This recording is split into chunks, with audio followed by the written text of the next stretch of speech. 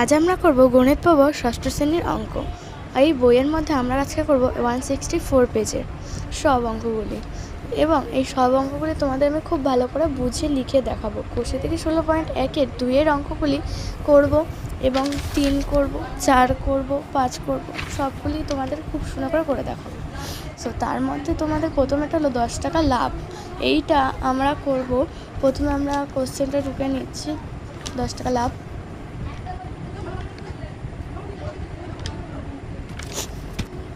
এবার 10 টাকা লাভ লাভ এবার সেটাকে বলবো ক্ষতি, এবং সেই লাভটাকে ক্ষতি হয়ে গেল, এটাই হবে অঙ্কটা।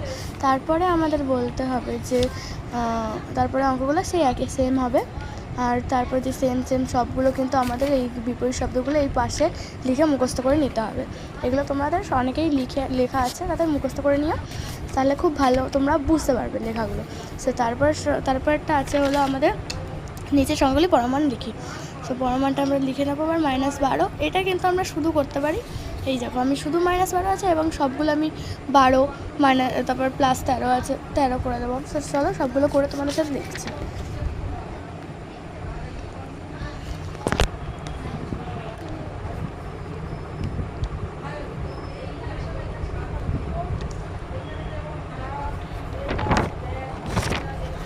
সবগুলো কিন্তু আমি সেম করে নিয়েছি, শুধু সংখ্যাগুলো বসেছে, মানে পরমাণ সংখ্যাগুলো, তারপরেরগুলো আমি করছি।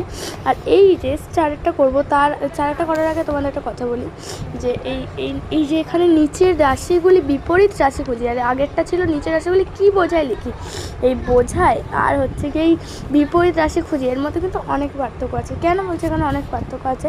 কারণ কি বোঝায় লিখি, এই 10 টাকা লাভে এটাই শুধু এটা পাল্টাতে হবে, আর এখানে শুধু ব্যয়টা পাল্টাতে হবে, এটা সবসময় মনে রাখতে হবে।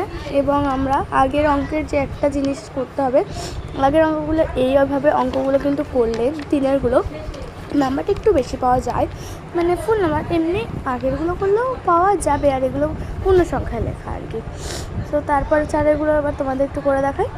4-এরগুলো প্রথমেই আছে হলো 10 টাকা ব্যয়, আর এইটা আমরা পাল্টে 10 টাকা আয় করেছি। তারপরের অঙ্কটা দেখলে তোমরা খুব ভালো বুঝতে পারবা কোন জিনিসটা পাল্টাচ্ছে। এই যে 15 মিটার উপরের জায়গায় আমরা বলবো নিচে নামা, এখানে আগে কোনো প্লাস হবে না, এখানে আগে সেম থাকবে মাইনাস, আর আগেরটায় 2-এর অঙ্কগুলো এগুলো পাল্টে ছিল। তারপরে এগুলো আবার দেখায়, তারপরে এগুলো এরকম, মানে কোনগুলো বড় কোনগুলো ছোট, পাকা ঘরে চিহ্ন বসাতে হবে। তারপরে অঙ্কগুলো মেন অঙ্ক এবার দেখায়। তারপরে অঙ্কগুলো কিন্তু এরকম -13 -19 আবার পরেরটা আবার -7 -5।